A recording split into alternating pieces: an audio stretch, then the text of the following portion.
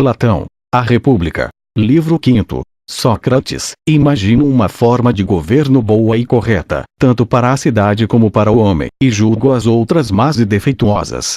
Se aquela for correta, quer objetiva em a administração das cidades, quer a organização do caráter no indivíduo. Estas formas de governo são representativas de 4 modalidades de vícios. Glauco, de quais? Eu ia apresentá-las pela ordem em que acredito que se formam umas das outras, quando Polemarco, que se encontrava sentado atrás de Adimanto, agarrou este último pelo ombro, puxou-o pela túnica e inclinando-se, falou-lhe em voz baixa algumas palavras das quais só foi possível ouvir o seguinte: Polemarco, vamos permitir que ele prossiga. Adimanto, de jeito nenhum. Sócrates, a quem quereis permitir que prossiga? Adimanto, só pode ser a ti. Sócrates, e por que motivo? Adimanto, porque está a nos parecer que tu perdes o ânimo, ocultando-nos uma parte importante do assunto, para não seres obrigado a estudá-la e que imaginas poder escaparmos dizendo levianamente o que, a respeito das mulheres e das crianças, todos julgariam evidente que houvesse comunidade entre os amigos. Sócrates, por acaso eu não o disse com razão, Adimanto? Adimanto, sim, certamente. Mas essa razão, como todo o resto, necessita de explicações. Que caráter terá essa comunidade? Pois há muitas possíveis. É necessário esclarecer qual é aquela a que tu queres referir. Faz muito tempo que pedimos que nos fales acerca da procriação dos filhos, como se processará e como, após o nascimento, eles deverão ser educados, e que expliques sobre a comunidade das mulheres e das crianças a que te referes. Porque estamos convencidos de que a resolução que será tomada a esse respeito acarretará importantes consequências. Agora, que passas a examinar outra forma de governo, sem nos teres esclarecido satisfatoriamente sobre estas questões, decidimos não te deixar prosseguir antes que tenhas explicado tudo isto, da mesma forma que procedeste com os outros assuntos. Glauco, eu também estou de acordo com eles. Trasímaco, como vês, Sócrates, é uma decisão unânime. Sócrates, que discussão tu pretendes levantar novamente a respeito do governo da República, como se ainda estivéssemos no início? Considerava-me satisfeito por havê-la terminado, feliz por vos estardes satisfeitos com o que eu disse há pouco. Ao levantardes essas questões, desconheceis que grande número de discussões tu incitais. Eu percebi isso e o evitei a instantes, temendo que fosse causar grandes embaraços. Trasímaco, crês, então, que esses jovens vieram aqui para derreter ouro e não para discutir assuntos relevantes? Sócrates, certamente que para discutirem assuntos relevantes, mas de duração limitada. Glauco, para homens sensatos, tais discussões podem durar a vida inteira. Mas não te preocupes conosco, nem te canses de responder às nossas indagações, da forma que mais te aprouver e de nos dizer que gênero de comunidade será estabelecido entre os nossos guardiões no que concerne às crianças e às mulheres. E o tipo de educação que será ministrada à infância durante o período que vai do nascimento à educação propriamente dita, tarefa esta que a mim parece a mais difícil de todas. Procura mostrar-nos como é necessário agir. Sócrates, eis, aqui, uma questão bastante difícil, meu bom Glauco. Pois este assunto comporta muito mais inverossimilhanças do que aqueles de que já tratamos. O nosso projeto será, por todos, considerado irrealizável. E mesmo, supondo-se que a expressão se refere a um provérbio, a respeito dos que negligenciavam um dever para se dedicar a alguma ocupação inútil, porém atraente, que venha a se realizar tão perfeitamente quanto possível, continuarão a duvidar da sua superioridade. Por isso, hesitei em abordá-lo, meu caro amigo, temendo que o que eu dissesse pudesse parecer uma vã aspiração. Glauco, não hesites. Ouvirão pessoas que não são, nem tolas, nem incrédulas, nem maldosas. Sócrates, o excelente amigo, falas assim para me tranquilizares? Glauco, certamente. Sócrates, pois tuas palavras me causam um efeito diametralmente oposto. Se eu falasse com conhecimento de causa, o teu estímulo me seria útil. Com efeito, abordar assuntos de tão grande importância e que nos preocupam, diante de pessoas sensatas e amigas, só pode ser feito com segurança e confiança quando se conhece a verdade. Mas falar quando não se possui tanta confiança, como acontece comigo neste instante, é assustador e perigoso, não porque possa causar o riso em vós, este temor seria infantil, mas porque, se eu me afastar da verdade, arrastarei os amigos na queda, induzindo-vos a erro num caso da mais alta importância. Por isso, inclino-me diante de Adrasteia, Glauco, devido ao que vou dizer. Em minha opinião, aquele que mata alguém acidentalmente comete um crime menor do que aquele que induz alguém ao erro a respeito de belas, boas e justas leis.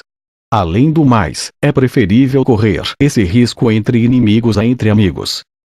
Glauco, se viermos a sofrer algum prejuízo por causa da discussão, Sócrates, tu serás por nós absolvido do crime e do engano de que formos vítimas. Por isso, arma-te de coragem e fales. Sócrates, não resta dúvida de que réu absolvido é inocente, nos termos da lei. É então natural que, se assim é em tal caso, também o seja neste.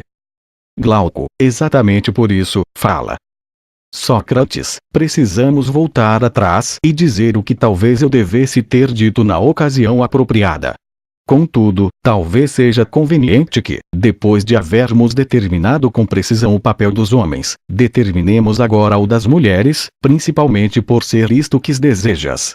Para homens por natureza e educação, tais como desejávamos, não existe, julgo eu, pelo uso legítimo dos filhos e das mulheres, senão, pelo caminho em que os orientamos no início. Pois, de certa maneira, procuramos fazer deles os guardiões de um rebanho. Glauco, concordo. Sócrates, prossigamos então com esta ideia. Concedamos-lhes, a respeito da procriação e da educação, regras específicas e depois, vejamos se o resultado foi satisfatório ou não. Glauco, como? Sócrates, da seguinte maneira. Somos da opinião de que as fêmeas dos cães devem cooperar com os machos na atividade da guarda, da caça e em todo o resto, ou que devem permanecer no canil, incapazes de realizar outra coisa porque dão à luz e alimentam os filhotes, enquanto os machos trabalham e assumem toda a responsabilidade do rebanho. Glauco, somos da opinião de que devem fazer tudo em comum, com a ressalva de que, para as tarefas que deles esperamos, consideremos as fêmeas mais fracas e os machos mais fortes. Sócrates, mas é possível exigir de um animal os mesmos trabalhos exigidos de outro, se ele não tiver sido alimentado e criado da mesma forma? Glauco, é impossível, naturalmente. Sócrates, logo, se exigimos das mulheres os mesmos serviços que dos homens, precisamos fornecer-lhes o mesmo tipo de educação. Glauco, com certeza. Sócrates, nós ensinamos música e ginástica aos homens. Glauco, é verdade. Sócrates, consequentemente, devem-se ensinar estas duas artes às mulheres, e também o que concerne à guerra, e exigir-lhes os mesmos desempenhos. Glauco, isso é decorrência do que estás dizendo. Sócrates, é possível, porém é que, no que diz respeito ao uso transmitido, várias dessas coisas pareçam ridículas, se passarmos da palavra à ação. Glauco, certamente. Sócrates, e qual tu julgas mais ridícula? Com certeza, é o fato de as mulheres se exercitarem nuas nos ginásios, junto com os homens, e não apenas as jovens, mas também as velhas, da mesma forma que esses velhos, enrugados e de aspecto pouco agradável, que continuam com seus exercícios de ginástica. Glauco, por Zeus. Seria, por demais, ridículo, ao menos de acordo com os nossos costumes. Sócrates, no entanto, já que estamos discutindo isso, não devemos temer o riso dos gracejadores, que falam mal de tudo e todos, quando houver tal mudança no que concerne aos exercícios do corpo, à música e principalmente, ao porte das armas e à equitação. Glauco, tens razão. Sócrates, então, visto que já entramos no assunto, precisamos avançar até as dificuldades que a lei apresenta, após termos pedido aos gracejadores que renunciem ao seu papel e sejam sérios e lhes termos lembrado que não está distante o tempo em que os gregos acreditavam, assim como ainda acredita a maioria dos bárbaros, que a visão de um homem nu é um espetáculo vergonhoso e ridículo. E que, quando os exercícios de ginástica foram praticados pela primeira vez pelos cretenses, depois pelos lacedemônios, os cidadãos de então tiveram a oportunidade de zombar de tudo isso. Não crês? Glauco, sim, creio. Sócrates, mas quando lhes pareceu que era mais conveniente estar nu do que vestido ao praticar todos esses exercícios, o que lhes parecia ridículo na nudez foi eliminado pela razão, que acabava de descobrir onde estava o melhor. Isso provou como é insensato aquele que julga ridícula outra coisa, que não seja o mal, que tenta excitar o riso, tomando para objeto das suas zombarias outro espetáculo, que não seja a loucura e a perversidade, ou que busque com seriedade um objetivo de beleza que seja diferente do bem. Glauco, nada mais certo. Sócrates, mas não precisamos começar por reconhecer a possibilidade ou não do nosso projeto e permitir a quem quiser, seja homem zombeteiro ou sisudo, que ponha em discussão se, na raça humana, a fêmea é capaz de realizar todos os trabalhos do macho, ou nenhum, ou então alguns e não outros, e perguntar a qual destas classes pertencem às atividades da guerra? Tão belo início não nos levaria à mais bela das conclusões. Glauco, evidentemente que sim. Sócrates, queres que sejamos nós a iniciar a discussão, a fim de não sitiar uma fortaleza deserta? Glauco, nada nos impede. Sócrates, falemos, então, como falariam os nossos adversários. Ó Sócrates e Glauco, não é necessário que outros vos façam objeções. Efetivamente, vos mesmos admitistes, ao lançardes os alicerces da vossa cidade, que cada um devia dedicar-se apenas à única tarefa adequada à sua natureza. Glauco, sim, admitimos. Sócrates, é possível que o homem não seja tão diferente da mulher por natureza. Glauco, como não poderia ser tão diferente? Sócrates, portanto, é conveniente estipular a cada um uma tarefa diferente, de acordo com a sua natureza.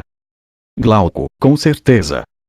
Sócrates, então, não estareis agora enganados e não caireis em contradição ao afirmardes que homens e mulheres devem desempenhar as mesmas tarefas, embora tenham naturezas bem diferentes. Poderás, meu grande amigo, responder alguma coisa a respeito disto? Glauco, assim de repente, não é fácil. Mas terei de te pedir que esclareças também o significado, qualquer que seja da nossa tese. Sócrates, essas dificuldades, Glauco, e muitas outras semelhantes, eu as previ há muito tempo. Era por isso que hesitava em abordar a lei a respeito da posse e da educação das mulheres e das crianças. Glauco, por Zeus. Não é coisa fácil. Sócrates, claro que não. Mas, na verdade, um homem pode cair numa piscina ou no mar, embora nem por isso deixe de nadar. Glauco, sem dúvida. Sócrates, nós também devemos nadar e tentar sair incólumes da discussão, fortalecidos pela esperança de que talvez encontremos um golfinho para nos carregar, ou mesmo algum outro meio de salvação. Glauco, assim parece. Sócrates, vejamos então se encontramos uma saída. Concordamos que uma diferença de natureza acarreta uma diferença de funções, e também que a natureza da mulher difere da do homem. E, agora, pretendemos que naturezas diferentes devem desempenhar as mesmas funções. Não é disto que nos acusam. Glauco, sim, e. Sócrates, na verdade, Glauco, a arte da controvérsia tem um maravilhoso poder. Glauco, por quê? Sócrates, porque muitas pessoas se deixam levar por ela e julgam raciocinar quando questionam. Isto, por serem incapazes de analisar o seu tema nos seus diferentes aspectos. Tiram-lhes contradições aparentes, agarrando-se apenas às palavras e utilizam-se da contestação, e não da dialética. Glauco, de fato, é como agem muitas pessoas. Será o nosso caso na presente questão. Sócrates, exatamente. Corremos o risco de, sem o querermos, termos sido levados pela argumentação. Glauco, como assim? Sócrates, insistimos em dizer que naturezas diferentes não devem ter os mesmos empregos, ao passo que, de forma alguma analisamos de que espécie de natureza diferente e de que natureza própria se trata, nem sob que relação as diferenciávamos quando atribuímos às naturezas funções diferentes e às naturezas próprias funções idênticas. Glauco, realmente, não analisamos. Sócrates, portanto, podemos indagar se a natureza dos calvos e a natureza dos cabeludos são idênticas e depois de termos concluído que as naturezas são realmente opostas, proibir os cabeludos de exercerem o ofício de sapateiro, no caso de os calvos o exercerem, e, reciprocamente, aplicar a mesma proibição aos calvos, se for os cabeludos a exercê-lo. Glauco, isso seria ridículo.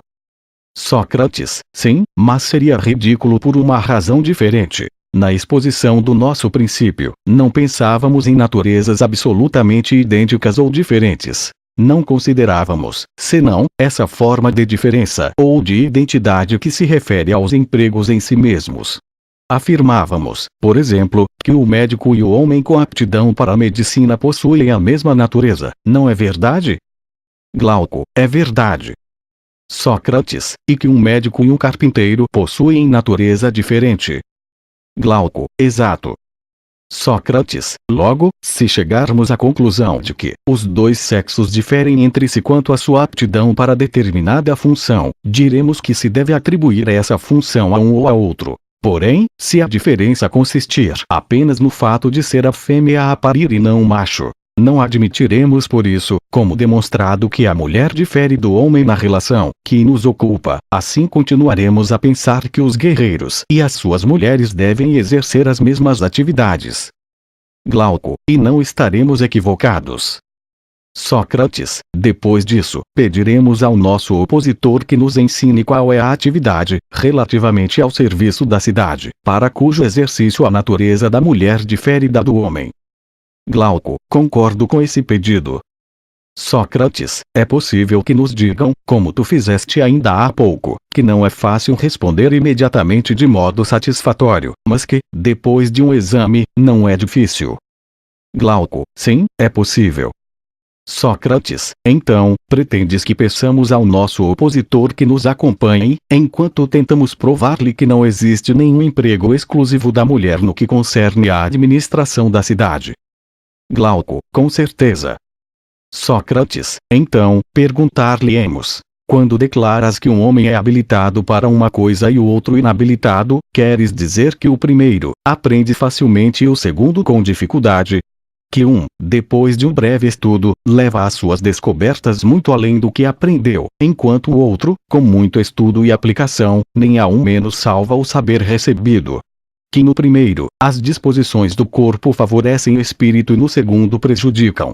Existem outros sinais, além destes, que te permitam distinguir o homem habilitado daquele que não é? Glauco, ninguém afirmará que existem outros. Sócrates, tens conhecimento de alguma atividade humana em que os homens não sobrepujem às mulheres? Estenderemos o nosso discurso mencionando a tecelagem, a confeitaria e a cozinha, trabalhos que parecem apropriados às mulheres e em que a inferioridade dos homens é altamente ridícula. Glauco, está certo, ao afirmares que em tudo os homens sobrepujam às mulheres. No entanto, muitas mulheres são superiores a muitos homens, em muitas atividades. Porém, em geral, é como dizes. Sócrates, consequentemente, meu amigo, não há nenhuma atividade no que concerne à administração da cidade que seja própria da mulher enquanto mulher, ou do homem enquanto homem. Ao contrário, as aptidões naturais estão igualmente distribuídas pelos dois sexos, e é próprio da natureza que a mulher, assim como o homem, participe em todas as atividades, ainda que em todas seja mais fraca do que o homem. Glauco, perfeitamente.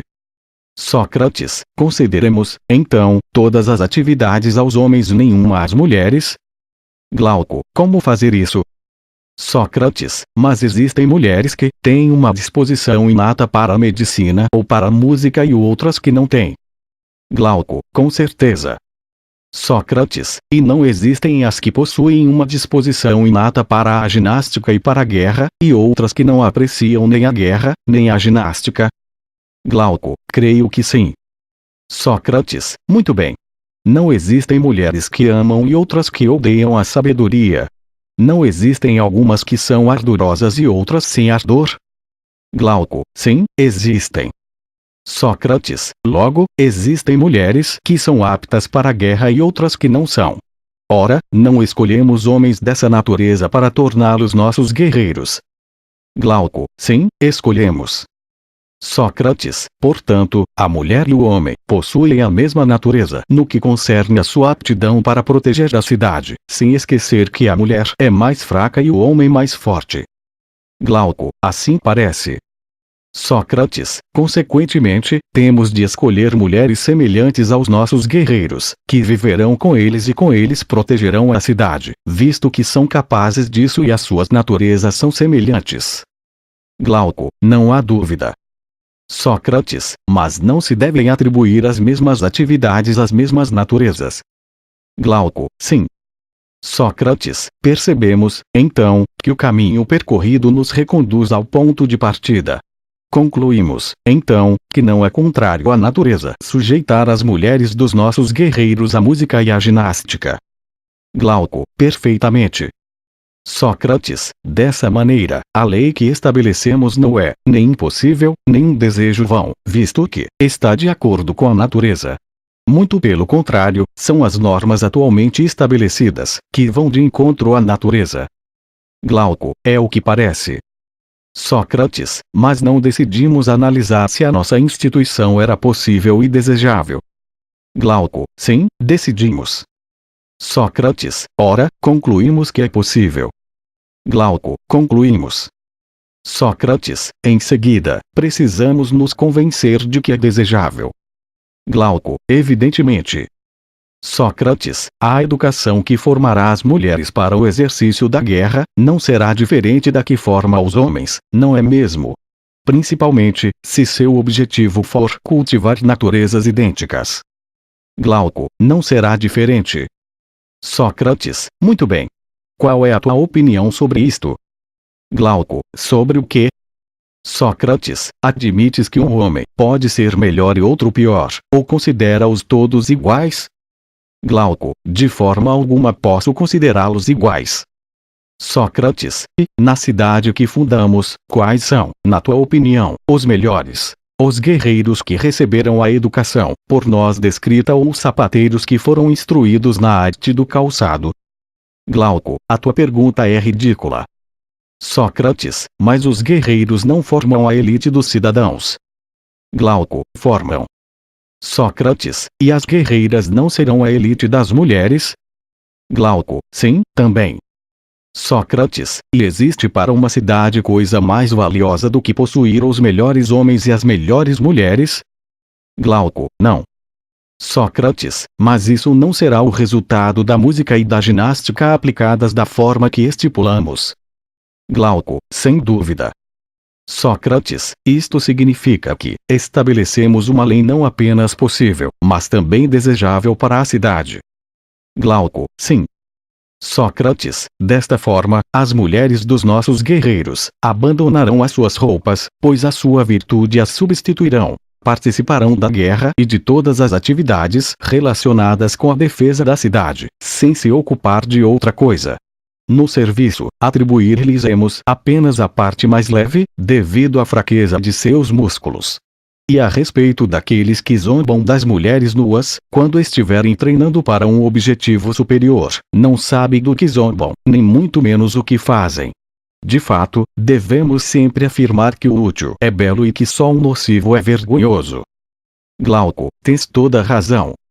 Sócrates, podemos afirmar que esta disposição da lei a respeito das mulheres é como uma onda que acabamos de escapar a nado. E não só conseguimos não submergir ao decidirmos que os nossos guerreiros e as nossas guerreiras devem fazer tudo em comum, mas também o nosso discurso demonstra que isso é ao mesmo tempo possível e vantajoso. Glauco, realmente, não é pequena a onda que acabas de escapar. Sócrates, não a julgarás grande quando vires a que vem logo em seguida. Glauco, mostra-me, então. Sócrates, penso que a essa lei segue as precedentes. Glauco, qual? Sócrates, todas as mulheres dos nossos guerreiros pertencerão a todos. Nenhuma delas habitará em particular com nenhum deles. Da mesma maneira, os filhos serão comuns e os pais não conhecerão os seus filhos, nem estes os seus pais. Glauco, esta é uma coisa bem mais inverossímil que o resto e que dificilmente será considerada possível e vantajosa. Sócrates, não creio que se possa contestar, no que se refere à vantagem, que a comunidade das mulheres e dos filhos seja um bem enorme, se for realizável. Mas penso que, a respeito da sua exequibilidade, pode surgir profunda contestação. Glauco, e outro aspecto, pode muito bem ser contestado. Sócrates, estás querendo dizer que serei obrigado a enfrentar uma série de obstáculos. E eu que esperava evitá-los, se tu reconhecesses a vantagem, há de ter que discutir apenas a possibilidade. Glauco, sim, mas não soubeste mascarar a tua evasiva. Portanto, explica-me esses dois pontos. Sócrates, vejo que não há como fugir. Concede-me, porém, este favor. Deixa que me despeça, como esses preguiçosos, que costumam se alimentar dos seus próprios pensamentos quando caminham sozinhos. Com efeito, esta espécie de pessoas não espera descobrir por que meios obterão o que desejam. Rejeitando esta preocupação, a fim de não se fatigarem em deliberar sobre o possível e o impossível, supõem que possuem o que querem, arranjam o resto como lhes agrada e compraz-se em enumerar tudo o que farão depois do êxito, tornando assim a sua alma, já sobremaneira preguiçosa, ainda mais preguiçosa. Muito bem. Também eu me rendo à preguiça e pretendo prorrogar para mais tarde a questão de saber como o meu projeto é exequível. Para um momento, julgo exequível e vou analisar, acaso tu me permitas, as atitudes que tomarão os magistrados quando ele for aplicado e provar que nada será mais vantajoso do que a sua aplicação para a cidade e para os guerreiros. E isto que tentarei analisar contigo, em primeiro lugar. Veremos em seguida a outra questão, se concordares. Glauco, claro que concordo. Começas. Sócrates, acredito que os magistrados e os seus auxiliares, se forem dignos de seus nomes, quererão, estes, fazer o que lhes for mandado. E aqueles, mandar, conformando-se às leis ou inspirando-se nelas nos casos que deixarmos à sua ponderação.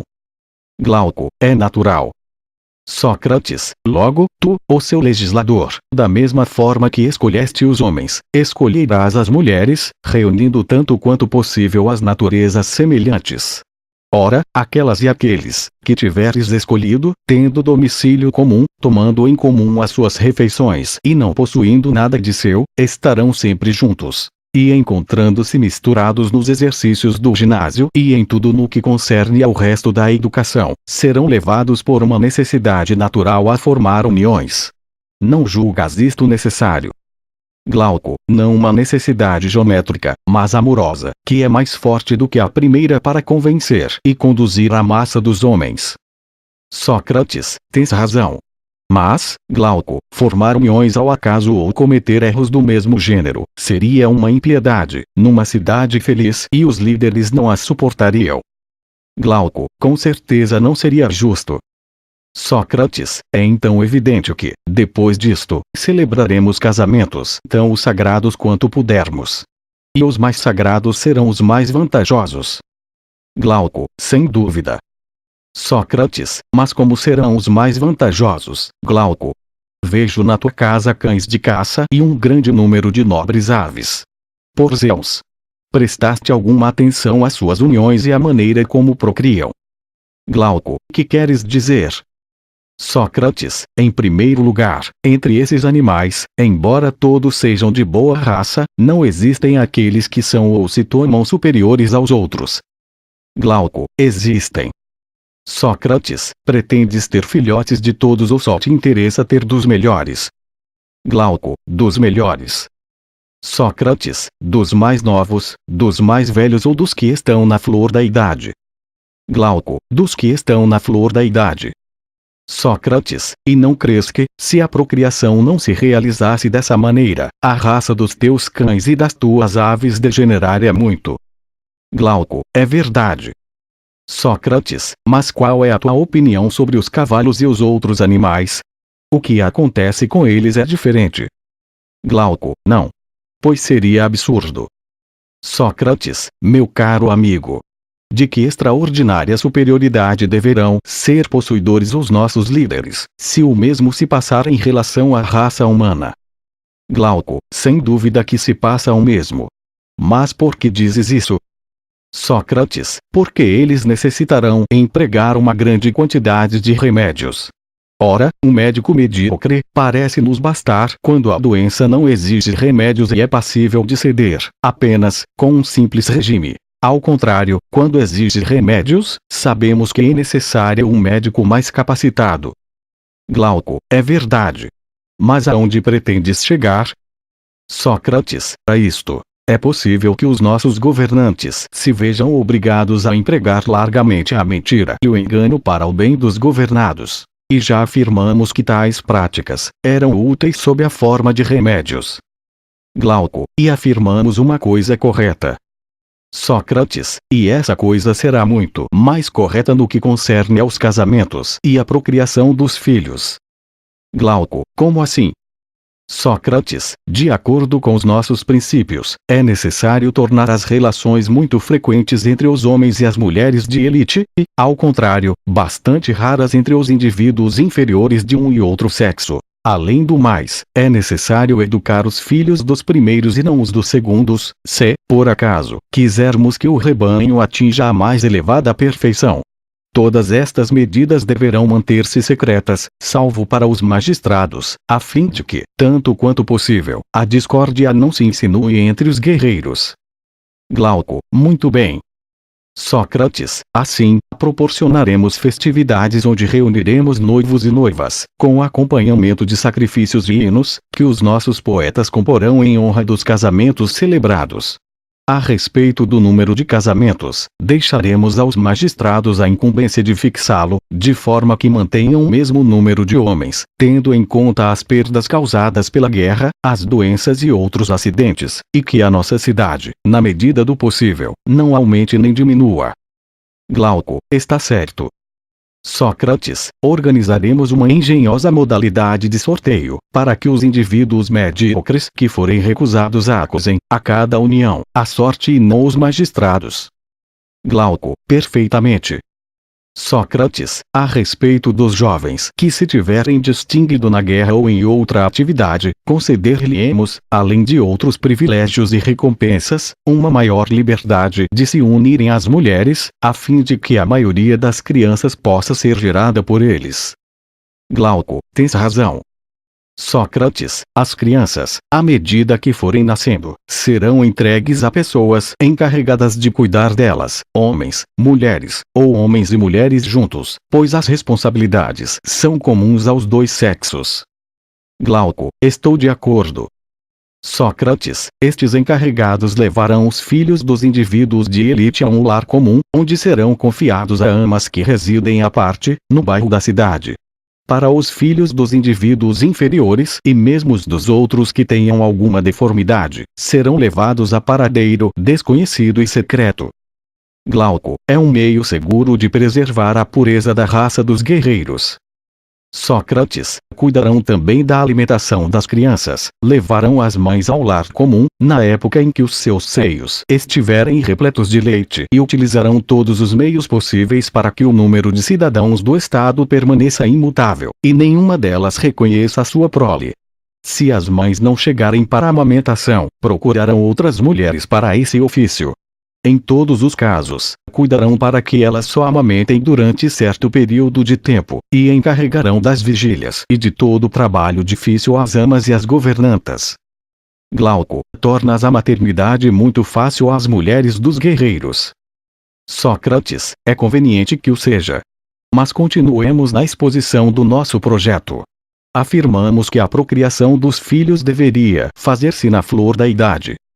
Glauco, é verdade. Sócrates, mas não achas que a duração média da flor da idade é de 20 anos para as mulheres e 30 para os homens? Glauco, como estipulas esse tempo para cada sexo? Sócrates, a mulher parirá para a cidade dos 20 aos 40 anos. O homem gerará para a cidade até os 55 anos. Glauco, realmente, tanto para um, como para outro, é o período de maior vigor do corpo e do espírito. Sócrates, assim, se um cidadão, mais velho ou mais novo, se imiscuir na obra comum de procriação, nós o declararemos culpado de impiedade e injustiça, pois fornece ao Estado um filho cujo nascimento secreto não foi colocado sob a proteção das preces e sacrifícios que as sacerdotisas, os sacerdotes e toda a cidade oferecerão para cada casamento, a fim de que de homens bons nasçam filhos melhores, e de homens úteis, filhos ainda mais úteis. Tal nascimento, ao contrário, será considerado fruto das trevas e da libertinagem. Glauco, está certo. Sócrates, a mesma lei será aplicada àquele que, ainda na idade da formação, tocar numa mulher também nessa idade, sem que os magistrados tenham unidos. Declararemos que um homem assim introduz na cidade um bastardo cujo nascimento não foi nem autorizado, nem santificado. Glauco, muito bem. Sócrates, porém, quando para um e outro sexo, houver passado a idade da procriação, deixaremos os homens livres, ligarem-se a quem quiser, com exceção às filhas, às mães, às netas e às avós.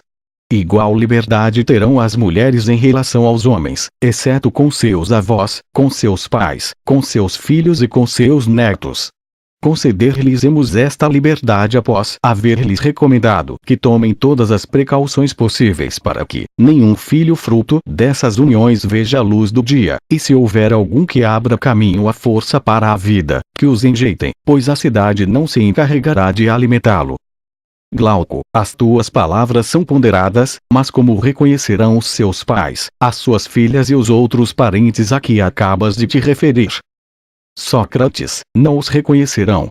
Mas todos os filhos que nascerem do 7º ao 10º mês, a partir do dia em que um guerreiro contrair matrimônio, serão chamados por ele, os do sexo masculino, de filhos, os do sexo feminino, de filhas, e eles o chamarão de pai. Chamará netos aos filhos destes. E eles chamarão de avó a ele e aos seus companheiros de casamento, e chamarão de avós as suas companheiras. Por fim, todos os que tiverem nascido no tempo em que os seus pais e as suas mães forneciam filhos à cidade, tratar-se-ão de irmãos e irmãs, de maneira a evitar que, como já dissemos, contraíam uniões entre si. Contudo, a lei permitirá que irmãos e irmãs se unam, se tal casamento for acertado pelo sorteio, além disso, aprovado pela sacerdotisa. Glauco, muito bem. Sócrates, será assim, Glauco, a comunidade das mulheres e dos filhos entre os guerreiros da tua cidade. Que esta comunidade se harmonize com o resto da Constituição e seja altamente desejável, eis o que o nosso discurso deve agora demonstrar, não é assim? Glauco, por Zeus. Sócrates, ora, como ponto de partida do nosso acordo nós não devemos nos perguntar, qual é, na organização de uma cidade, o maior bem, aquele, que o legislador deve visar ao elaborar as suas leis, e qual, é também o maior mal. Em seguida, não se deve examinar se a comunidade que acabamos de descrever nos orienta para esse grande bem e nos afasta desse grande mal. Glauco, concordo plenamente.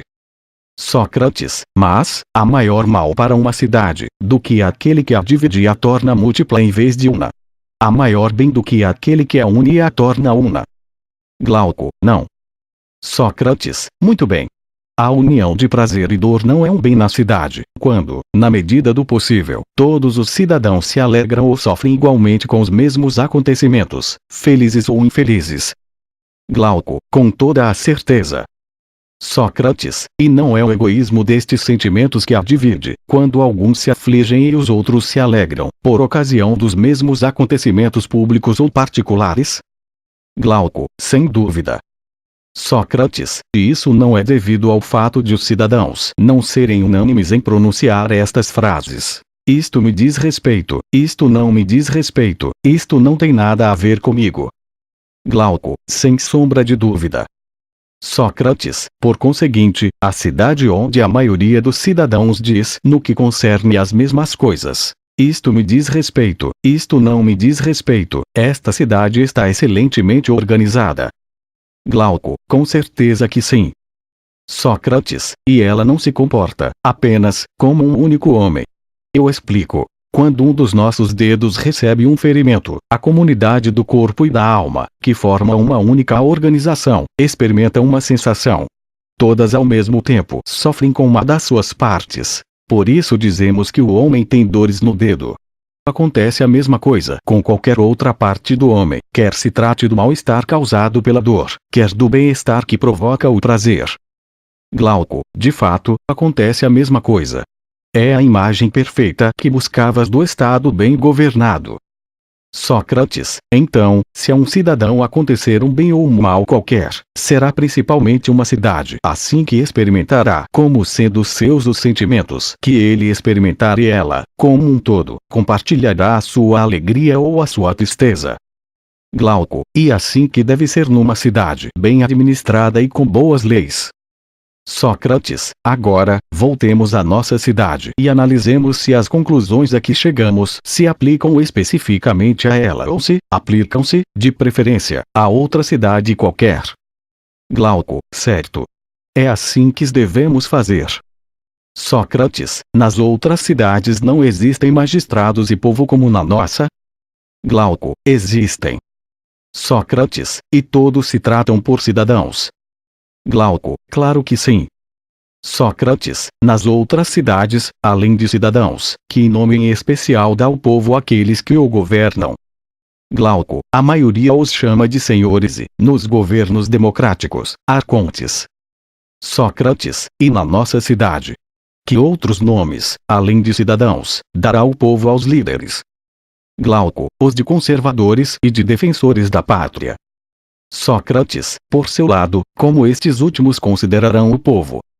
Glauco, como há quem lhes proporciona os salários e o sustento. Sócrates, mas, nas outras cidades, como os líderes tratam o povo? Glauco, como escravos. Sócrates, e como se tratam entre si aqueles que governam? Glauco, como colegas na autoridade. Sócrates, e na nossa cidade? Glauco, como guardiães do mesmo povo. Sócrates, dizes-me tu se, nas outras cidades, os líderes tratam como amigo um de seus colegas e como estranho o outro. Glauco, muitos agem dessa forma. Sócrates, logo, pensavam e dizem que se preocupam com os interesses do amigo e não com os do estranho. Glauco, é verdade. Sócrates, e entre os teus guerreiros? Existe algum que possa pensar ou dizer de um dos seus colegas que lhe é estranho? Glauco, de forma alguma, pois cada um verá, nos outros, um irmão ou uma irmã, um filho ou uma filha ou qualquer outro parente na linha ascendente ou descendente. Sócrates, excelente. Agora, responde a isto. Legislarás, apenas, para que eles troquem entre si nomes de parentesco ou para que todos os seus atos estejam de acordo com esses nomes, para que exprimam aos seus pais todos os deveres de respeito, solicitude e obediência que a lei prescreve em relação aos pais, sob pena de incorrer no ódio dos deuses e dos homens, se agirem de modo diferente. Com efeito, agir de modo diferente é cometer uma impiedade e uma injustiça. São estas máximas ou outras que todos os teus cidadãos ensinarão às crianças, falando-lhes dos seus pais, que lhes mostrarão e dos outros parentes. Glauco, serão essas. Seria ridículo que proferissem esses nomes de parentesco, sem cumprir os deveres que eles implicam. Sócrates, assim, em nossa república, mais de que em todas as outras, os cidadãos proferirão em uníssono, quando acontecer algum bem ou mal a um deles, as nossas frases de há pouco: os meus negócios vão bem ou os meus negócios vão mal. Glauco, nada mais verdadeiro. Sócrates, mas não afirmamos que, em decorrência desta convicção e desta maneira de falar, haveria entre eles uma identidade de alegrias e de tristezas. Glauco, sim, e o afirmamos com acerto. Sócrates, os nossos cidadãos estarão unidos naquilo que considerarão o seu próprio interesse e, assim unidos, experimentarão alegrias e tristezas em perfeita comunhão. Glauco, isso mesmo.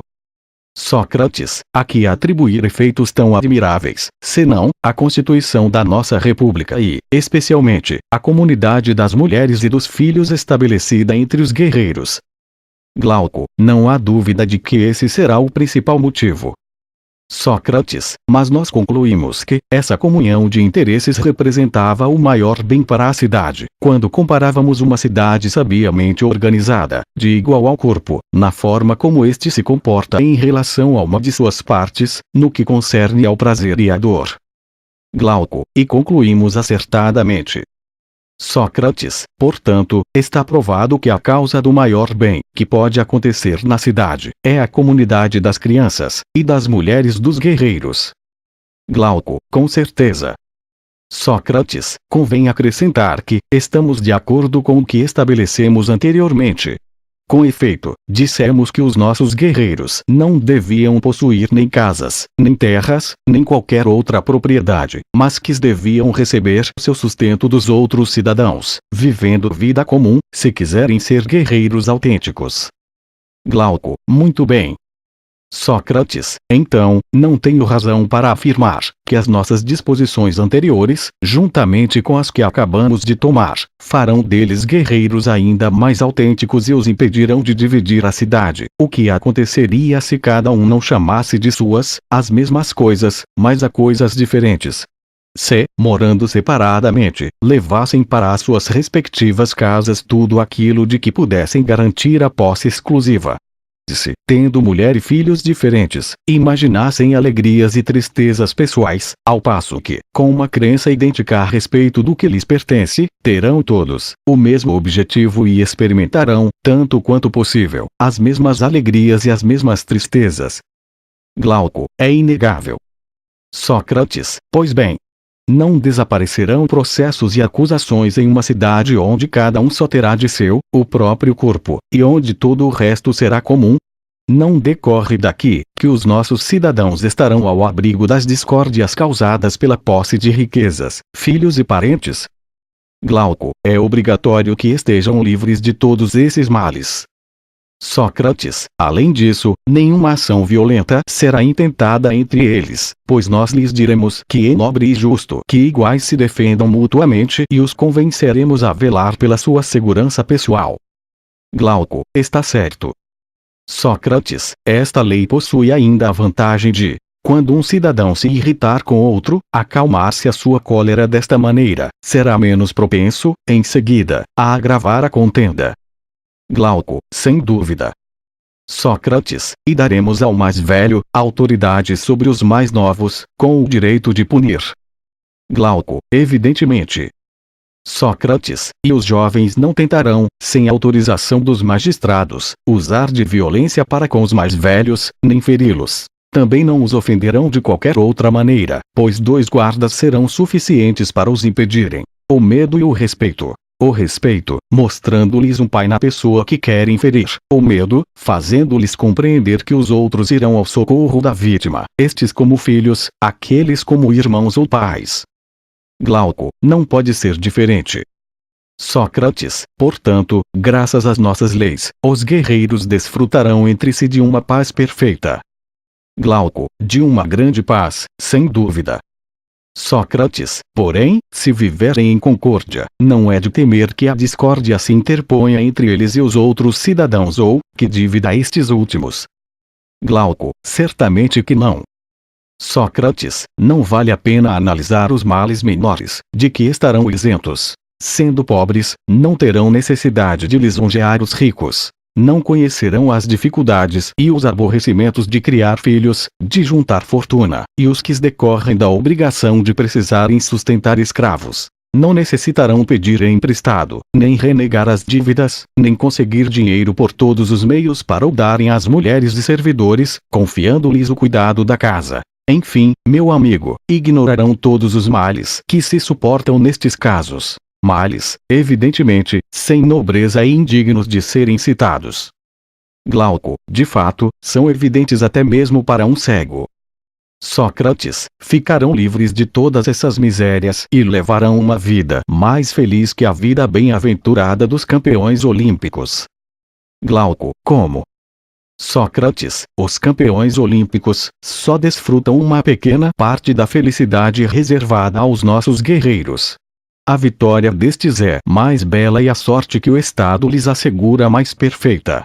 A sua vitória é a salvação de toda a cidade. Como Laurel, recebem, eles e os seus filhos, o alimento e tudo que é necessário à existência. Enquanto viverem, a cidade confere-lhes privilégios e, depois da morte, terão uma sepultura digna deles. Glauco, são belíssimas recompensas.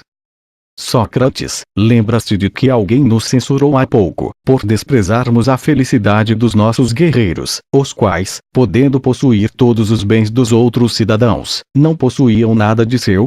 Respondemos, penso eu, que voltamos a analisar essa censura, se surgisse a oportunidade, que, de momento, pretendíamos formar guerreiros autênticos e tornar a cidade tão feliz quanto possível, e não proporcionar a felicidade a apenas uma das classes que a compõem.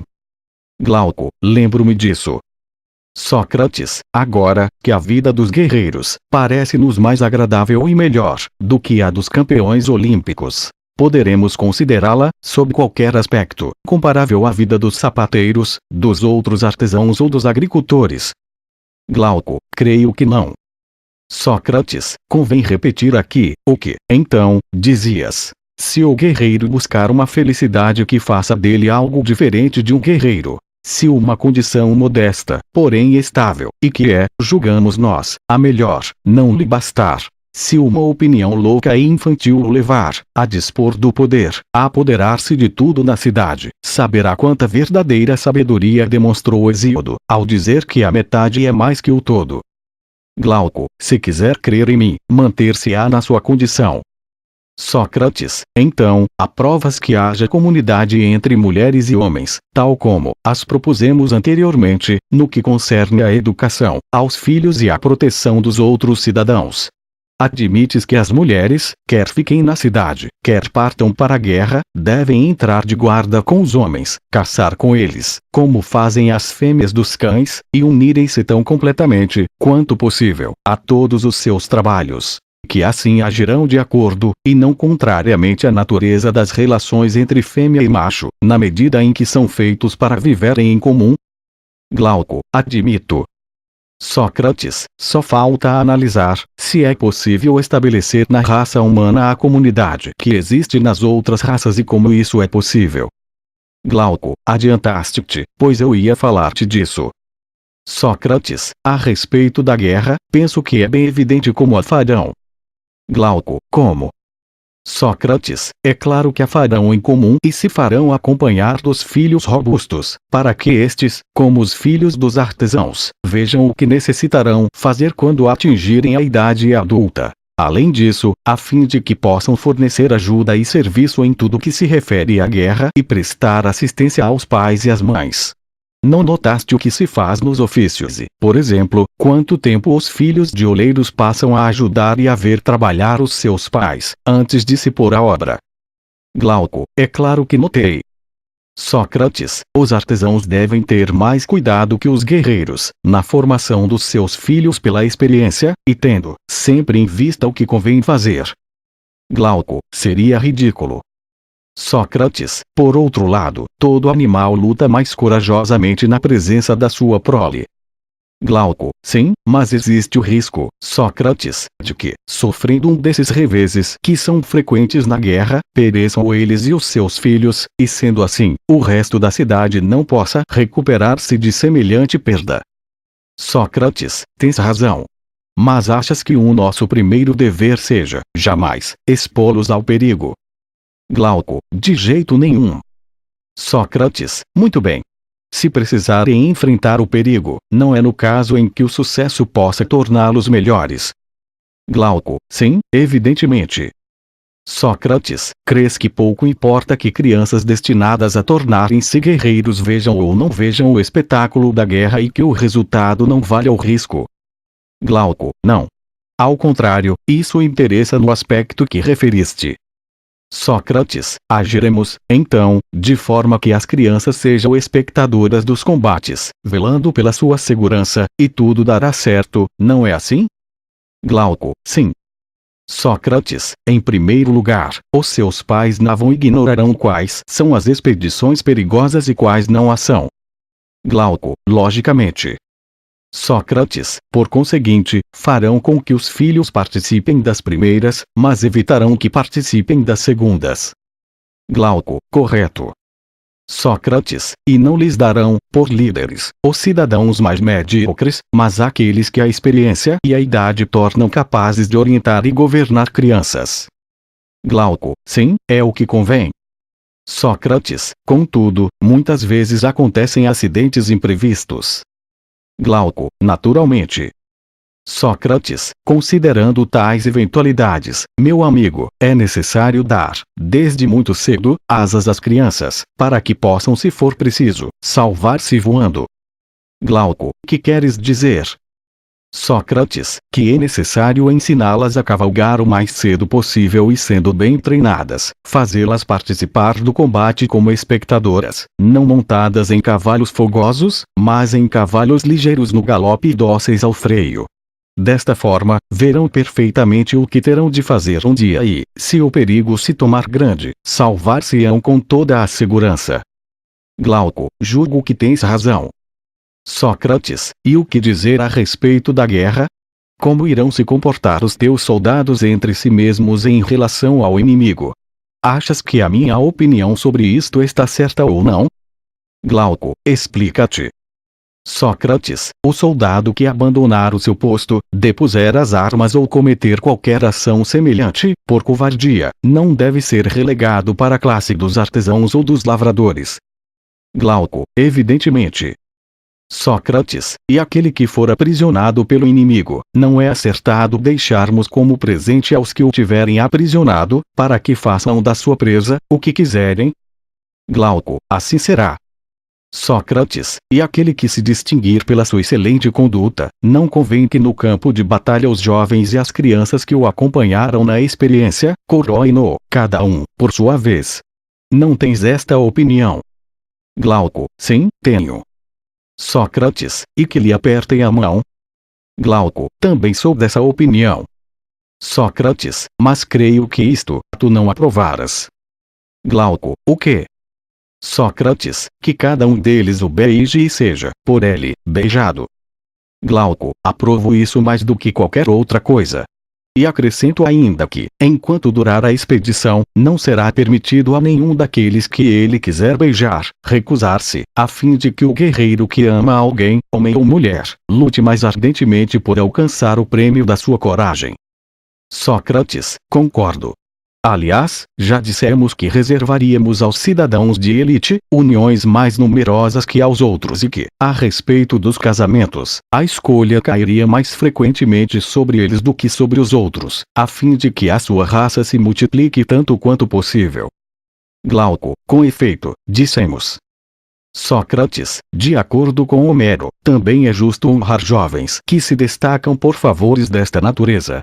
Com efeito, Homero relata que, tendo-se Ájax distinguido num combate, o honraram servindo-lhe o lombo inteiro de um boi, querendo dizer com isto que tal recompensa convinha perfeitamente a um guerreiro jovem e valoroso, sendo, ao mesmo tempo, para ele uma distinção e uma maneira de aumentar as suas forças.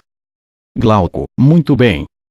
Sócrates, neste ponto, então, seguiremos a autoridade de Homero. Nos sacrifícios, e em todas as solenidades semelhantes, honraremos os bravos, conforme o seu mérito, não só por meio de hinos e das distinções de que acabamos de citar, mas também com lugares de honra à mesa, carnes e taças cheias.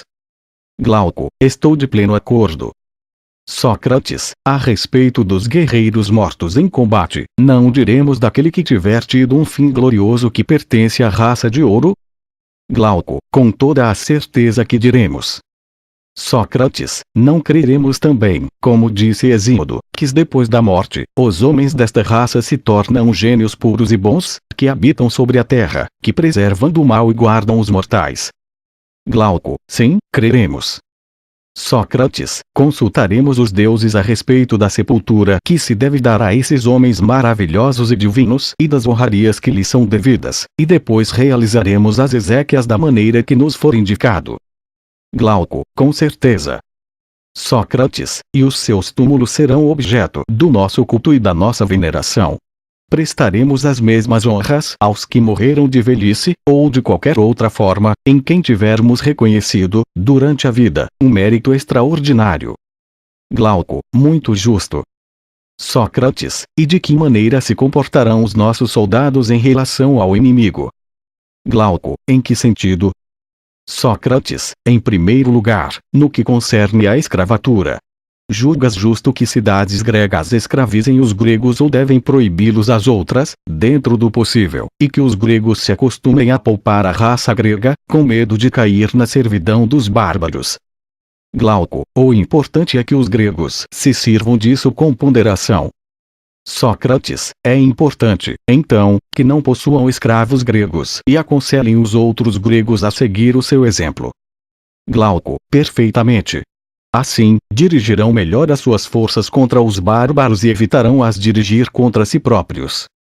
Sócrates, quer dizer que, tirar dos mortos outros despojos além das armas, depois da vitória, será comportar-se com moderação? Isso não proporciona aos covardes o pretexto, a fim de não participarem dos combates mais acirrados, de realizarem uma tarefa necessária ficando debruçados sobre os cadáveres. A prática de rapinas deste tipo já não causou a ruína de muitos exércitos. Glauco, é verdade. Sócrates, não há baixeza e cobiça em despojar um cadáver. Não é indício de um espírito covarde e mesquinho tratar como inimigo o corpo de um inimigo, quando este está morto e desapareceu, deixando somente o instrumento de que se servia para combater. Julgas que o comportamento dos que agem assim, difere do das cadelas, que mordem a pedra que lhes atiram e não fazem nenhum mal a quem a atirou? Glauco, não difere em nada. Sócrates, portanto, é necessário deixar de despojar os cadáveres e evitar que o inimigo os levem. Glauco, sim, por Zeus, é necessário.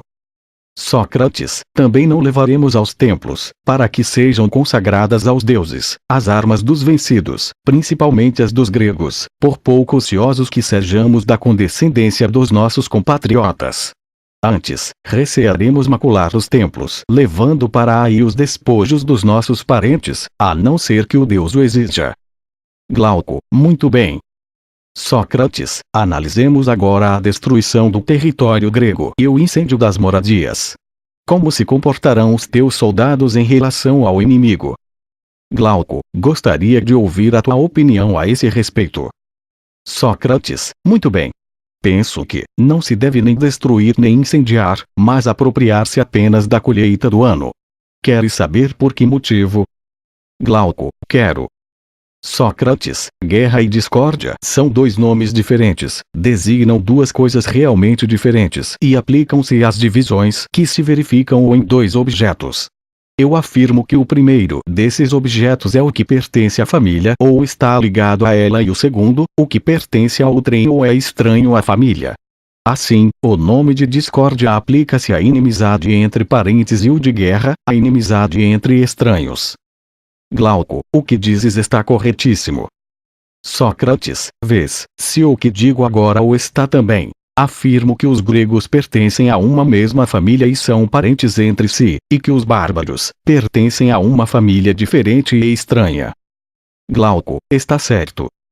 Sócrates, portanto, quando os gregos lutam contra os bárbaros e os bárbaros contra os gregos, diremos que se guerreiam, e que são inimigos naturais, assim denominaremos guerra sua inimizade. Mas, se acontece algo parecido entre gregos, diremos que são amigos naturais, mas que num determinado momento a Grécia está doente, em estado de sedição, e denominaremos discórdia essa inimizade.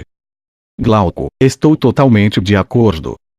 Sócrates, considera o que acontece quando uma dessas perturbações, que se convencionou denominar sedições, se produz e divide uma cidade. Se os cidadãos de cada facção devastam os campos e queimam as casas dos cidadãos da facção contrária, diz-se que a sedição é infausta e que nem uns nem outros amam a sua pátria, pois, se a amassem, não ousariam destruir assim a sua fornecedora de alimentos e a sua mãe. Ao contrário, considera-se admissível que os vencedores levem somente as colheitas dos vencidos, na esperança de que se reconciliarão um dia com eles e não continuarão fazendo-lhes a guerra.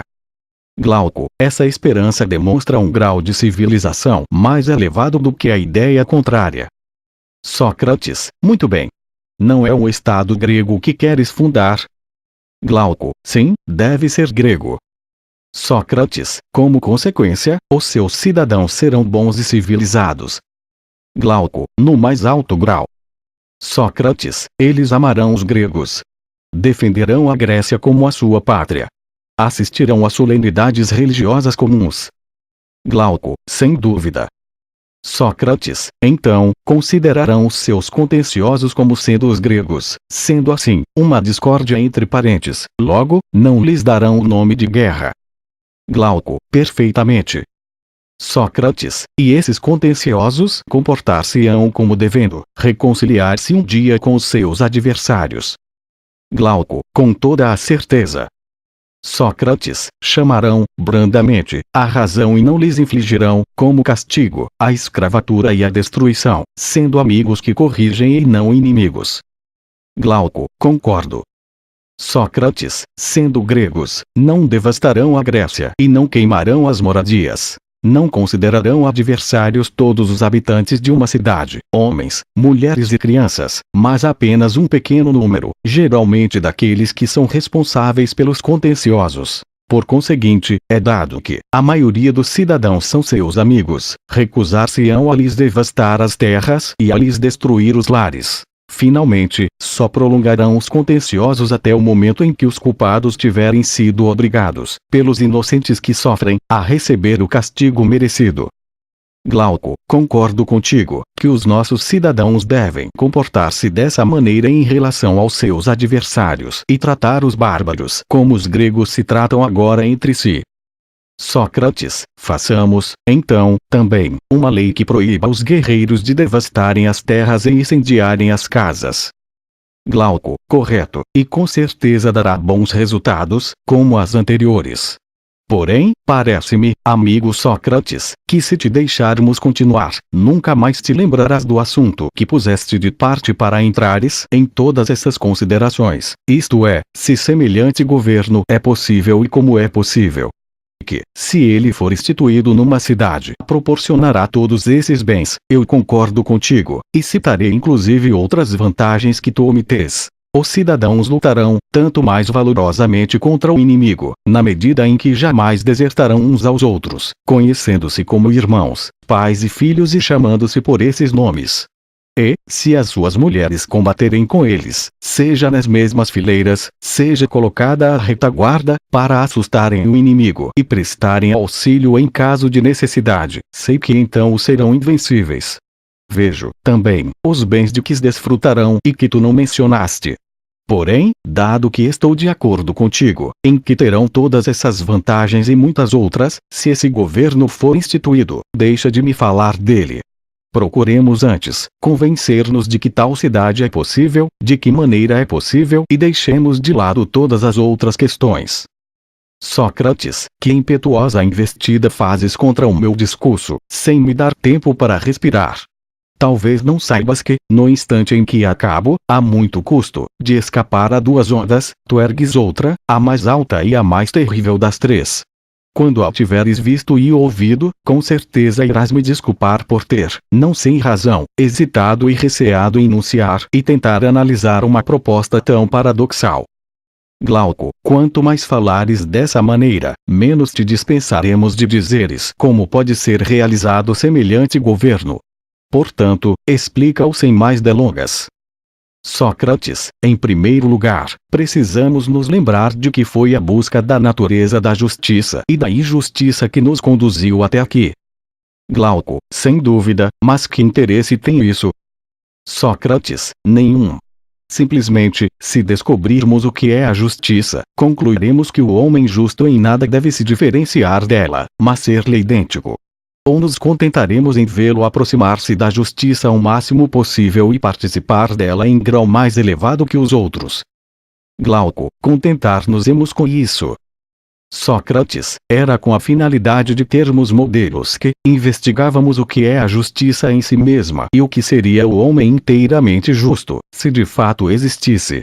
Por essa mesma razão, é que nós procurávamos a natureza da injustiça e do homem absolutamente injusto. Queríamos, erguendo as vistas para um e outro, ver a felicidade e a infelicidade reservadas a cada um deles, a fim de sermos obrigados a concluir, naquilo que nos diz respeito, que aquele que se lhes assemelhar mais, terá uma sorte mais semelhante à delas. Mas o nosso objetivo não era demonstrar a possibilidade de existência destes modelos.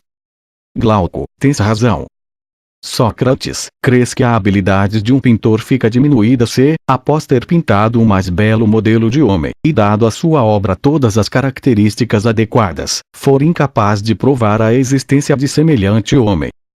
Glauco, não, por Zeus, não creio. Sócrates, mas que fizemos nós até agora, senão traçar o modelo de uma boa cidade? Glauco, nada mais. Sócrates, julgas, então, que o que dissemos seria menos bendito se fôssemos incapazes de provar que se pode edificar uma cidade com base nesse modelo? Glauco, certamente que não. Sócrates, logo, a verdade é esta. Contudo, se quiseres que eu tente demonstrar, para te dar prazer, de que maneira e em que condições, semelhante cidade é realizável no mais alto grau, faz-me novamente, para esta demonstração, a mesma concessão de há pouco. Glauco, qual? Sócrates, é possível executar uma coisa tal como se descreve?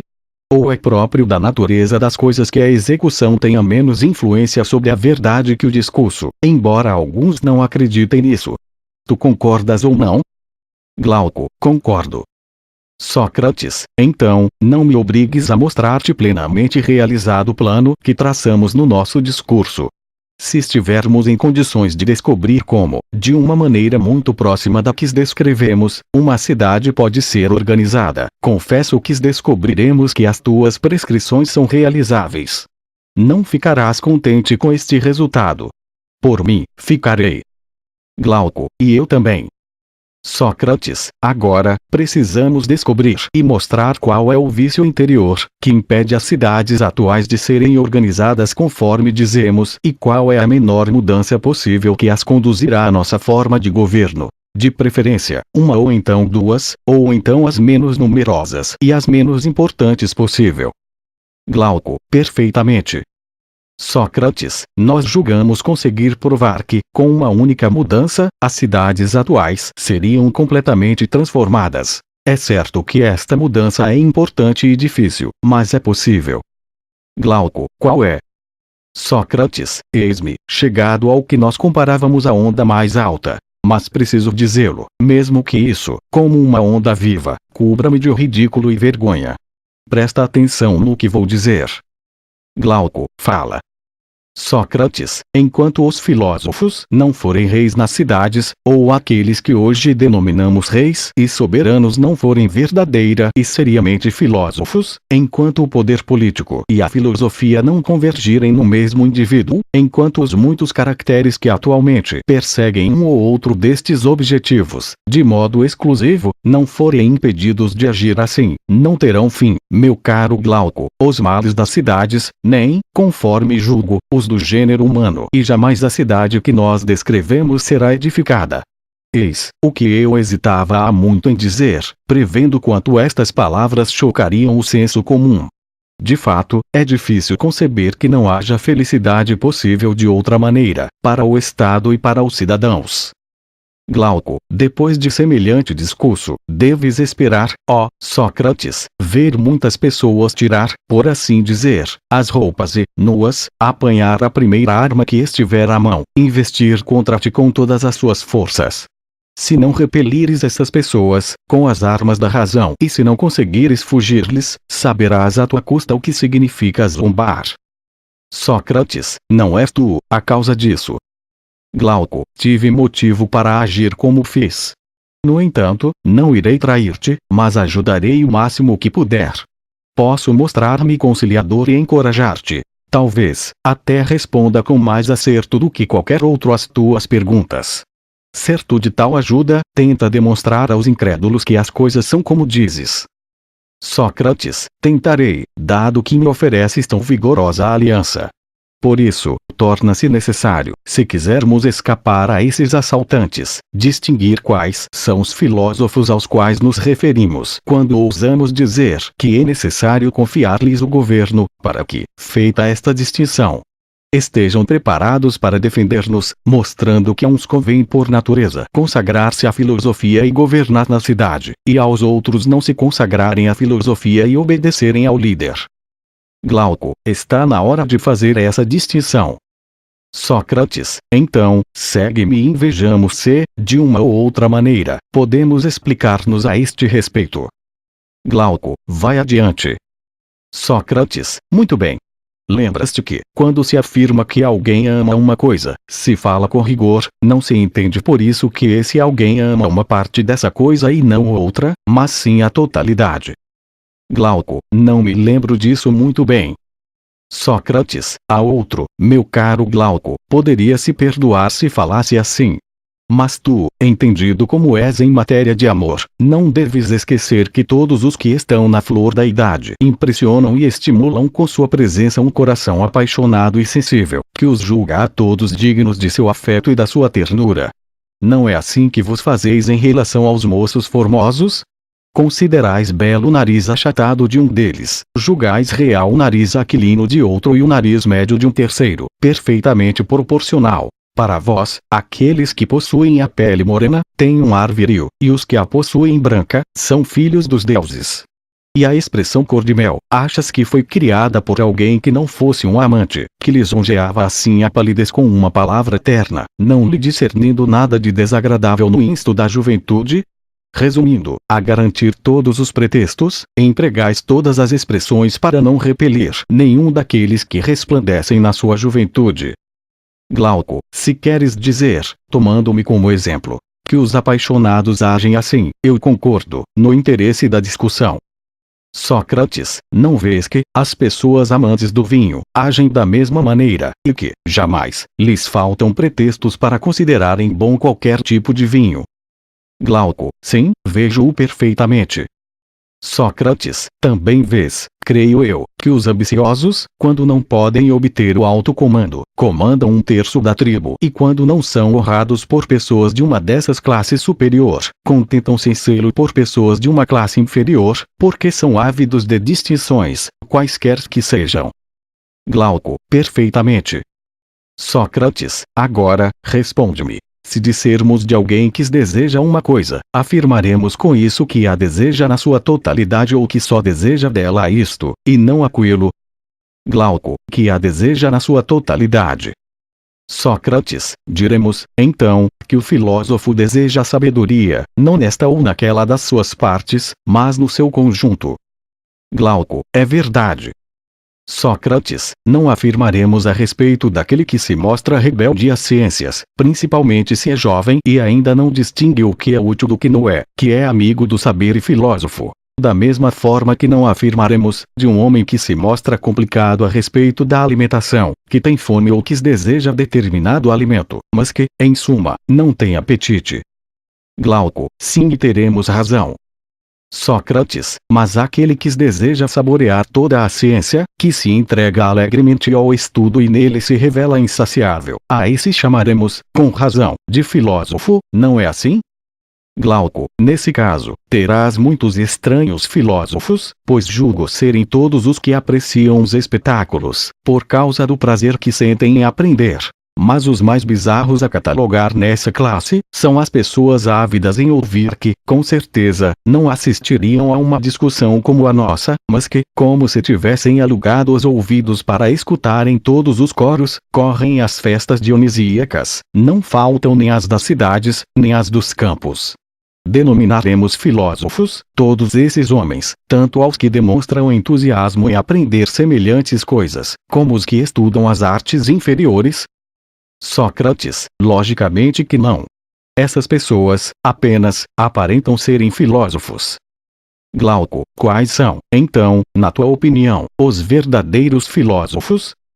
Sócrates, os que amam o espetáculo da verdade. Glauco, talvez tenhas razão. Mas que entendes por isso? Sócrates, não seria fácil de explicar a outra pessoa, mas creio que concordarás comigo nisto. Glauco, em que? Sócrates, visto que o belo é o contrário do feio, trata-se de duas coisas distintas. Glauco, claro. Sócrates, e visto que são duas coisas distintas, cada uma delas é uma. Glauco, sim, e. Sócrates, acontece a mesma coisa com o justo e o injusto, o bom e o mal e todas as outras formas. Cada uma delas, tomada em si mesma, é una. Porém, dado que entram em comunidade com ações, corpos e entre si mesmas, revestem mil formas que parecem multiplicá-las. Glauco, tens razão. Sócrates, é neste sentido que eu diferencio, de um lado, os que amam os espetáculos, as artes e são homens práticos. E de outro, aqueles a quem nos referimos no nosso discurso, os únicos a quem, com razão, podemos denominar filósofos. Glauco, em que sentido? Sócrates, os primeiros, cuja curiosidade situa-se toda nos olhos e nos ouvidos, amam as belas vozes, as cores, as figuras bonitas e todas as obras em que entre alguma coisa de semelhante, mas a sua inteligência é incapaz de enxergar e apreciar a natureza do próprio belo. Glauco, é assim mesmo. Sócrates, mas não são raros aqueles que são capazes de se elevar até a essência do próprio belo. Glauco, bastante raros. Sócrates, aquele que conhece as coisas belas, mas não conhece a beleza em sua essência e não é capaz de seguir aos que poderiam levá-lo a esse conhecimento, parece-te que vive sonhando ou acordado? Vês bem, sonhar não é, quer se esteja dormindo, quer acordado, tomar a aparência de uma coisa pela própria coisa. Glauco, sem dúvida que sonhar é isso.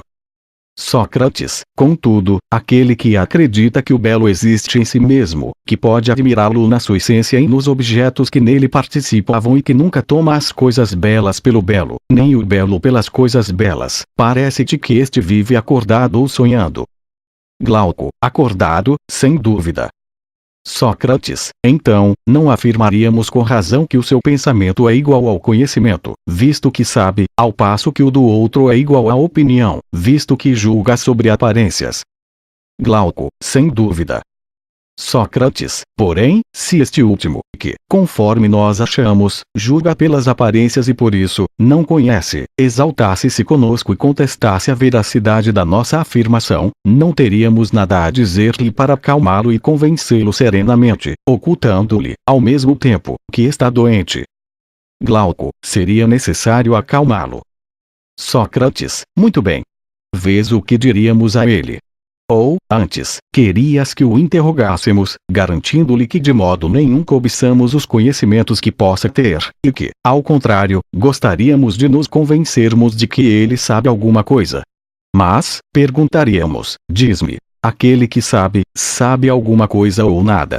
Glauco, respondes tu, por ele. Glauco, responderei que sabe alguma coisa. Sócrates, que é ou que não é? Glauco, que é. Com efeito, como saber o que não é? Sócrates, nesse caso, sem nos alongarmos muito em nossa análise, sabemos sem sombra de dúvida o seguinte: o que é em todos os modos, de todos os modos pode ser conhecido e o que não é de modo nenhum, de nenhum modo pode ser conhecido. Glauco, sim, sabemos sem sombra de dúvida. Sócrates, mas, se existisse uma coisa que fosse e não fosse ao mesmo tempo, não ocuparia um meio entre o que é de todos os modos e o que não é de modo nenhum? Glauco, sim, ocuparia esse meio. Sócrates, logo, se o conhecimento incide sobre o ser, necessariamente, a ignorância sobre o não ser, faz-se necessário descobrir, para o que ocupa o meio entre o ser e o não ser, um intermediário entre a ciência e a ignorância, supondo-se que exista algo do gênero. Glauco, sem dúvida. Sócrates, mas algo do gênero é a opinião. Glauco, com certeza. Sócrates, é uma faculdade distinta da ciência ou idêntica a ela? Glauco, é uma faculdade distinta. Sócrates, então, a opinião e a ciência possuem objetivos diferentes. Glauco, assim é. Sócrates, e a ciência, incidindo por natureza sobre o ser, tem por objetivo saber que ele é o ser. Julgo que devas explicar uma coisa. Glauco, qual? Sócrates, afirmo que as faculdades são uma espécie de seres que nos habilitam a realizar as operações que nos são próprias. Por exemplo, a visão e a audição são faculdades. Compreendes o que entendo por este nome genérico? Glauco, compreendo. Sócrates, ouves tu, então, qual é meu conceito de faculdades? Não vejo nelas nem cor, nem forma, nem nenhum desses atributos que possuem muitas outras coisas e que as tornam diferentes umas das outras. Não considero em cada faculdade, senão, o seu objetivo e os efeitos que produz. Por este motivo, dei-lhes o nome de faculdade, e considero idênticas as que possuem um mesmo objetivo e produzem os mesmos efeitos, diferentes daquelas, cujo objetivo e cujos efeitos são diferentes. Mas tu, como fazes? Glauco, da mesma forma. Sócrates, então, continuemos, meu grande amigo. Tu situas a ciência no número das faculdades ou em outra categoria? Glauco, cito-a no número das faculdades. Considero-a até a mais elevada de todas. Sócrates, e a opinião? Tu a situas também, entre as faculdades? Glauco, sim, porque a opinião é a faculdade que nos permite julgar pela aparência. Sócrates, mas ainda há pouco, dizias que a ciência e a opinião são duas coisas diferentes. Glauco, sem dúvida. E como poderia um homem sensato confundir o que é infalível com aquilo que não é? Sócrates, então, está claro que distinguimos a opinião da ciência. Glauco, sim. Sócrates, portanto, cada uma tem, por natureza, um objetivo diferente. Glauco, necessariamente. Sócrates, o objetivo da ciência não é conhecer o que é exatamente tal como é. Glauco, sim. Sócrates, e o propósito da opinião não é julgar pelas aparências. Glauco, sim. Sócrates, mas a opinião conhece aquilo que a ciência conhece. Uma mesma coisa pode ser ao mesmo tempo objetivo da ciência e da opinião, ou isso é impossível? Glauco, é impossível. Com efeito, se faculdades diferentes possuem, por natureza, objetivos diferentes, se, por outro lado, ciência e opinião são duas faculdades diferentes, disto decorre que o objetivo da ciência não pode ser o mesmo da opinião. Sócrates, logo, se o objetivo da ciência é o ser, o da opinião será algo diferente do ser. Glauco, algo diferente. Sócrates, mas a opinião pode incidir sobre o não ser. Ou é impossível saber, por ela, o que não é? Raciocina. Aquele que opina, opina sobre alguma coisa, ou é possível opinar e não opinar sobre nada? Glauco, é impossível. Sócrates, portanto, aquele que opina, opina sobre determinada coisa. Glauco, sim. Sócrates, e o não ser alguma coisa? Não é, antes, uma negação da coisa? Glauco, com certeza. Sócrates, por isso temos, necessariamente, de relacionar o ser à ciência e o não ser, à ignorância. Glauco, e com razão. Sócrates, em vista disso, o objetivo da opinião não é, nem o ser, nem o não ser. Glauco, correto. Sócrates, consequentemente, a opinião não é, nem ciência, nem ignorância. Glauco, parece-me que não. Sócrates, logo, está para além de uma e de outra, ultrapassando a ciência em clareza e a ignorância em obscuridade. Glauco, não. Sócrates, então, julgas a opinião menos clara que a ciência e menos obscura que a ignorância. Glauco, com certeza. Sócrates, tu a colocas entre uma e outra? Glauco, sim, coloco. Sócrates, logo, a opinião é algo intermediário entre a ciência e a ignorância. Glauco, exatamente. Sócrates, mas nós não afirmamos, anteriormente, que se descobríssemos uma coisa que fosse e não fosse ao mesmo tempo, essa coisa ocuparia um meio entre o ser absoluto e o nada absoluto, e não seria o objetivo nem da ciência, nem da ignorância, mas do que pareceria intermediário entre uma e outra? Glauco, afirmamos com razão. Sócrates, parece-me, agora, que é esse intermédio que estamos denominando opinião. Glauco, assim parece.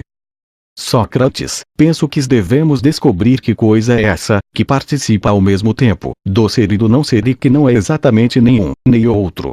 Se a descobrirmos, nós a chamaremos de objetivo da opinião, consignando os extremos aos extremos e os intermediários aos intermediários, não é assim? Glauco, sem dúvida.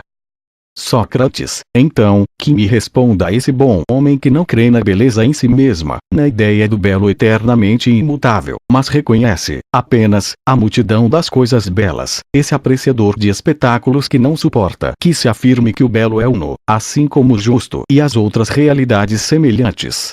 Entre esse grande número de coisas belas, excelente homem, diremos, há uma que possa parecer feia. Ou, entre as justas, injusta. Ou, entre as sagradas, profana. Glauco, sim, dirá ele, pois é obrigatório que as mesmas quatro coisas, observadas de pontos de vista diferentes, pareçam belas e feias, justas e injustas, e assim por diante. Sócrates, e as quantidades duplas, podem parecer não serem metades de outras? Glauco, de forma alguma. Sócrates, afirma o mesmo a respeito das coisas que se dizem grandes ou pequenas, pesadas ou leves. Cada uma destas qualificações convém-lhes mais que a qualificação oposta. Glauco, não, participam sempre de uma e de outra. Sócrates, por acaso, essas muitas coisas são mais do que se diz que são?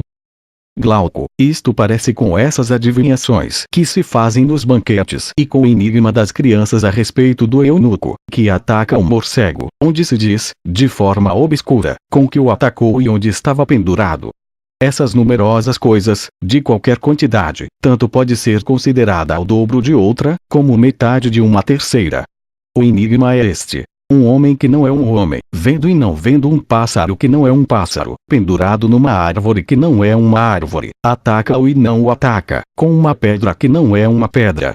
Isto significa: um eunuco zarolho afira, num morcego suspenso de um sabugueiro uma pedra pomes, e não o aceita que falas que possuem um caráter ambíguo e nenhuma delas pode ser concebida como sendo, ou não sendo, ou conjuntamente, uma e outra, ou nem uma, nem outra.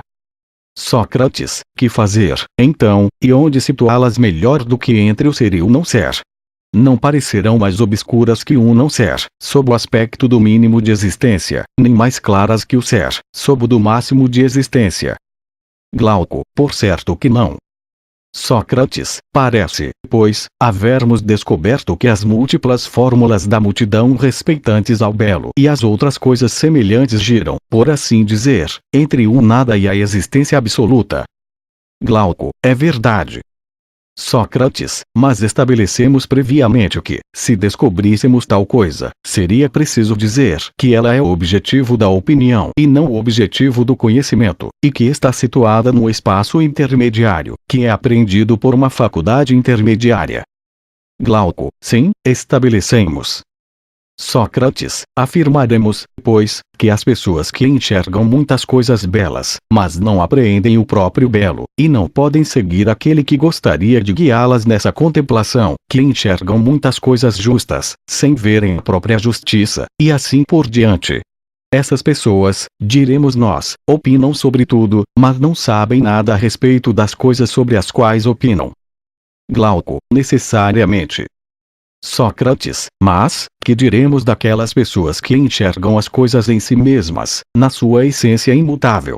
Que elas possuem conhecimentos, e não opiniões, não é verdade? Glauco, necessariamente, também. Sócrates, não diremos da mesma forma, que amam as coisas que são objeto da ciência, ao passo que os outros sentem isso apenas por aquelas que são objeto da opinião.